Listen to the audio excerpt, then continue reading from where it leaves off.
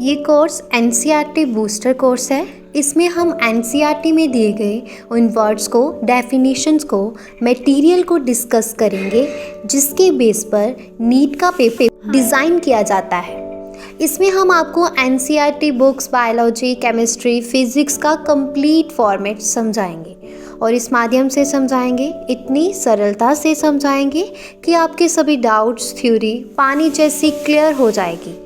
हमारी आप सबको शुभकामनाएं हैं कि आप नीट को 720 आउट ऑफ 720 में क्लियर करें। इस कोर्स को करने से पहले खुद को डॉक्टर की वेशभूषा में सोचें ताकि ये कोर्स आपके लिए मिरेकल प्रोड्यूस करे।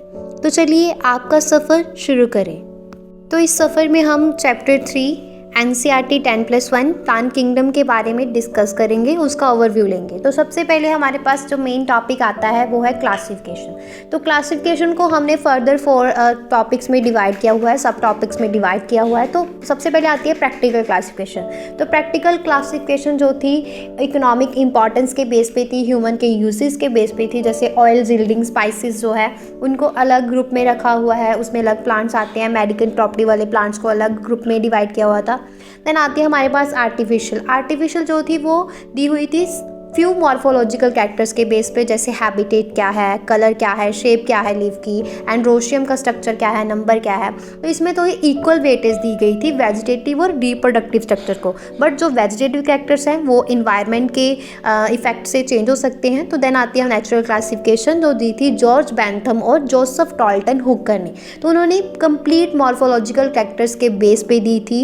इवन कि उन्होंने प्लांट का internal structure, ultra structure, embryology क्या है, फाइटोकेमिस्ट्री क्या है, उसके बेस पे दी थी। देन ये बेस्ट क्लासिफिकेशन मानी जाती है क्योंकि इसमें फ्लोरल कैरेक्टर्स को ज़्यादा इंपॉर्टेंस दी गई थी वेजिटेटिव कैरेक्टर से। देन आती है न्यूमेरिकल क्लासिफिकेशन। तो ये जो न्यूमेरिकल क्लासिफिकेशन थी ये सिमिलैरिटी और डिससिमिलैरिटी के बेस पे थी, कंप्यूटर बेस्ड क्लासिफिकेशन थी। बट इसमें क्या था, इन्होंने इक्वल वेटेज दी गई थी 100 ऑफ कैरेक्टर्स को, चाहे वो वेजिटेटिव है चाहे वो फ्लोरल कैरेक्टर है। देन नेक्स्ट टॉपिक आता है टैक्सोनॉमी टाइप्स। तो इसमें आती है साइटोटैक्सोनॉमी। साइटोटैक्सोनॉमी होती है use of psychological characters of plant in classification, उसको बोलते हैं साइटोटैक्सोनॉमी। दैन कीमोटैक्सोनॉमी आती है। तो कीमोटैक्सोनॉमी होती है कि प्लांट्स में केमिकल की कंस्टिट्यूशन क्या है, उसको बोलते हैं कीमोटैक्सोनॉमी। देन आती है न्यूमेरिकल टैक्सोनॉमी। ये जो टैक्सोनॉमी थी वो कंप्यूटर बेस्ड थी और इससे हमारा टाइम और हार्डवर्क सेव होता है। देन आता है टॉपिक एल्गी। तो एल्गी सबसे पहले हैबिटेट क्या है, कहाँ पाई जाती है, फ्रेश वाटर में, राइन वाटर में पाई जा सकती है, एक्वेटिक होती है। देन स्ट्रक्चर क्या है एल्गी का, यूनिसेलुलर होती है, मल्टी सेलुलर होती है और फिलामेंटस होती है। देन इसमें पिगमेंट्स कौन से पाए जाते हैं, तो एल्गी में पिगमेंट्स पाए जाते हैं क्लोरोफिल ए और बी।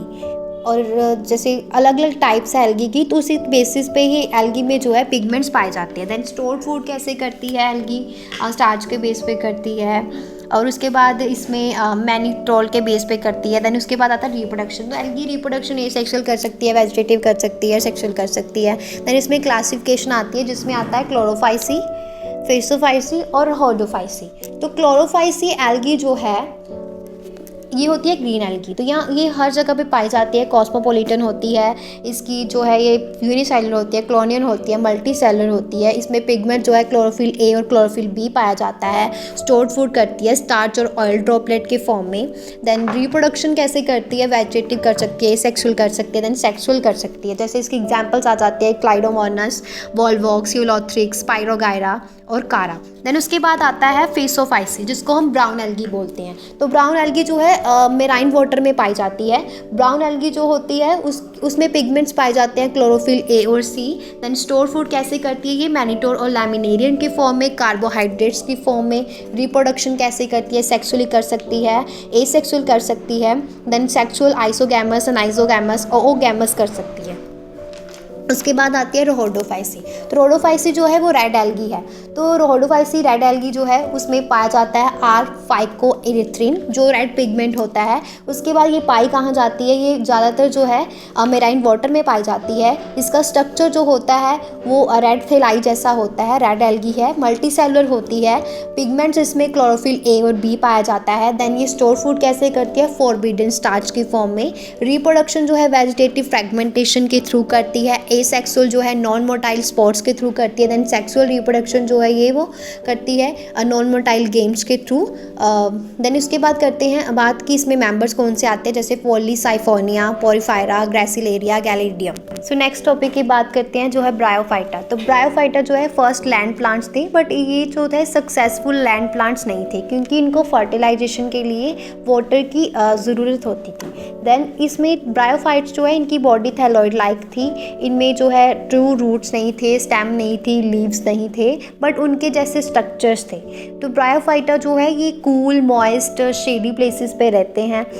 उसके बाद इसमें हम इसका लाइफ साइकिल पढ़ेंगे, इसकी एग्जाम्पल जैसे लीवर वॉट्स, मॉसिस, ये डिस्कस करेंगे। ओके, हमने इस वीडियो में 1 to 4 मेन टॉपिक्स डिस्कस किए चैप्टर 3 10+1 NCERT प्लांट किंगडम के।